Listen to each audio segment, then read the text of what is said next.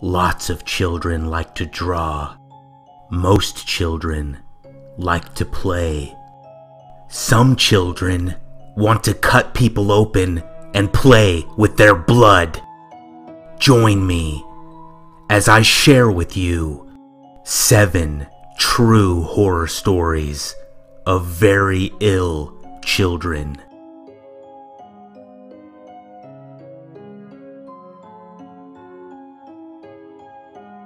I worked for a year as a support aide for a little boy who was in grade 1. He was around 5 years old. He had been expelled from his prep class at another school, reportedly for killing his class pets. The second day of his new school, before I started with him, he was suspended for repeatedly ramming a little girl's head into the monkey bars. The worst story I heard was how he concocted a plan to kill his friend's little sister. Apparently, the family friend was complaining about his little sister, saying he hated her. So, this little boy got a knife from the kitchen and tried to lure the little girl into a room with the apparent intent on stabbing her to death. He also knew where his father kept a gun. I spent a year working with him and would talk to my mother, who was an experienced psychiatric nurse, about his behavior. She would often say that he sounded like a budding sociopath. He was extremely impulsive and violent, and never seemed to show any remorse or regret for what he would do to other kids. Only that he had been caught and punished. I have no idea what happened to him, but I do often wonder.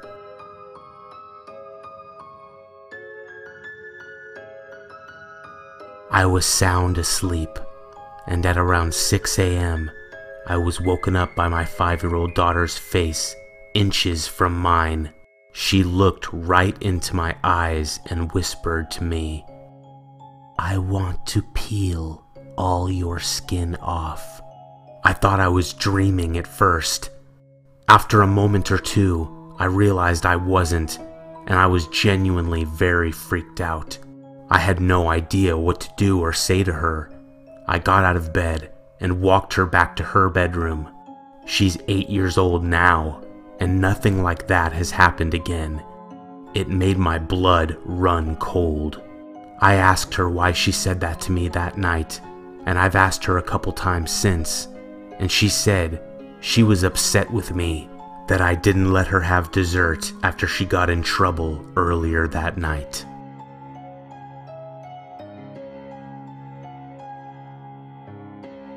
When my daughter was 4 years old, she woke me up in the middle of the night and said this, "Mom, wake up.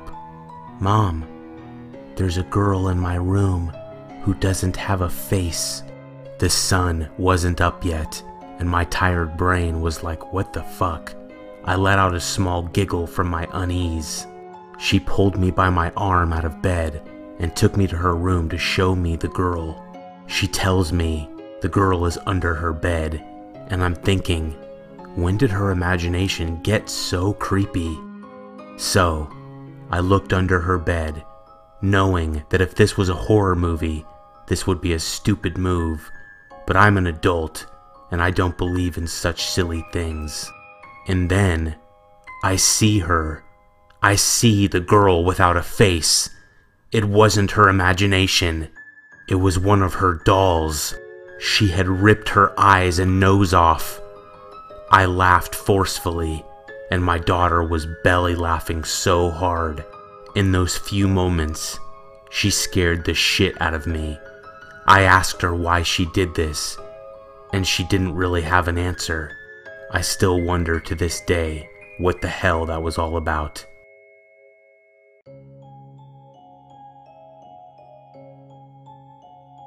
A long time ago, I was a preschool teacher. I had this one kid. He used to creep me out a lot. Once, he threatened a 5-year-old girl that he would fork out her cat's eyes. He would boil them and then eat them with ketchup. She cried her eyes out, and he just told her how easier she's making it for him to pluck her eyes out as well. He also would give explicit descriptions of how he would rape them, and if he ever got the chance, he would murder them and their parents and siblings. But not only that, he said he would eat them. He lacked empathy. He would steal constantly. He was a pathological liar. He lied left and right. One day his parents came to pick him up from class, and I could see very clearly that his mother was afraid of him. I heard years later that he ended up drowning his cousin in a pool. I'm sure he's in some kind of institution now. I've never had a child like that since.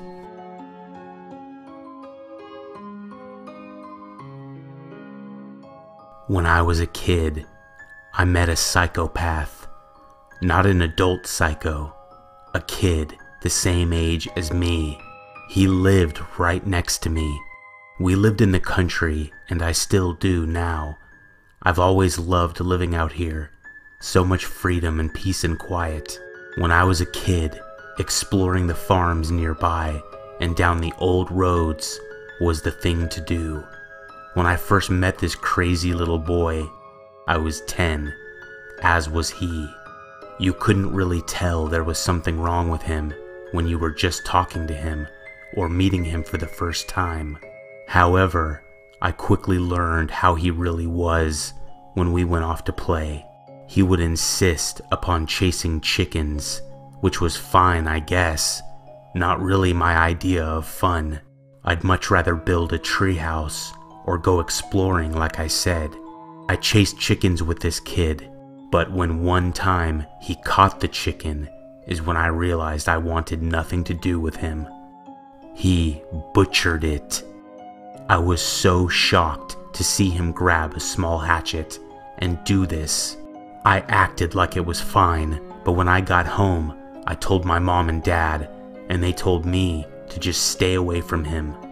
And they would try to speak with his parent, which from what I saw at the time was an alcoholic mother that paid very little attention to him or what he did. I wish I could say the story ends there, but yeah, it doesn't. Unfortunately, I wound up hanging out with this kid a few more times, and one of those times, my cousin had come over to spend the night, and the next day, we were running and playing around the farm. I think we found rope in the barn, some old rope about 5 feet long. We thought it would be fun to tie each other up in the barn, and the kid that was tied up would try to escape from the ties and then commence finding the other kid. A version of hide and go seek, if you will. I was tied up first. My cousin disappeared, and very shortly after, the weird, demented kid appeared. I was still tied. Thinking back on it now, I'm pretty sure he was spying on us and saw that I was alone and tied up. He came up to me with a very sinister smile on his face, like he knew he could do anything he wanted, and I was helpless. He walked up to me, knelt down to my face, and said, "I'm taking you to the fucking hellhole." I didn't say anything back to that because of how scary it was. He then grabbed my face with his hands and threw my head to the ground.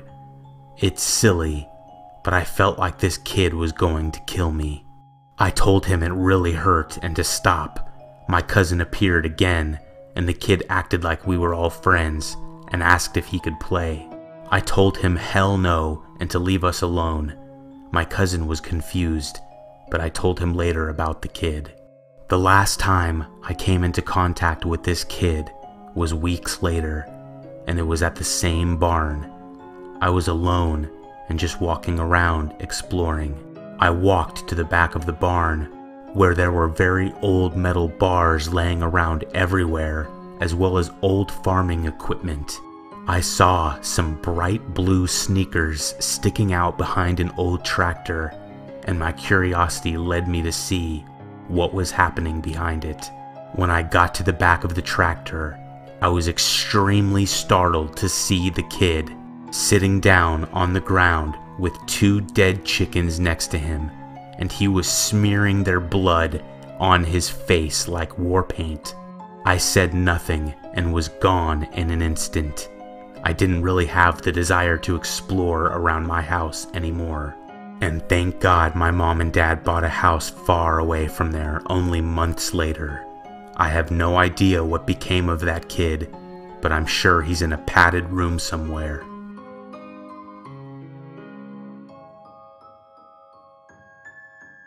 I used to coach my son's soccer team, and one day, a kid got upset with another kid on the field.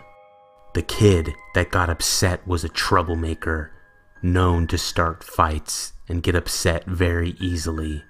The kids went to school together, and the next day after school, the troublemaker stabbed the other kid in the chest with a pocket knife. The kid was rushed to the hospital, but he died later that day. I never saw the troublemaker again. They were only 6 years old.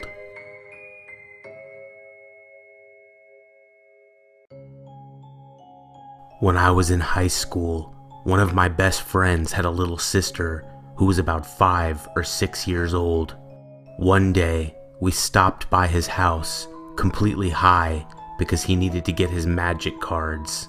While waiting for him to come downstairs, his sister came up to me and said, "Icy told me to ask you if you know when you're going to die." I laughed nervously. What a morbid question. But I knew all about Icy, her imaginary friend. I even helped her draw a picture of him once, so I played along and said, "No, of course not. No one knows that. Hopefully when I'm very old." The girl shook her head sadly and said, "No, Icy wants me to tell you. It'll be tonight." And with that, she just walked away.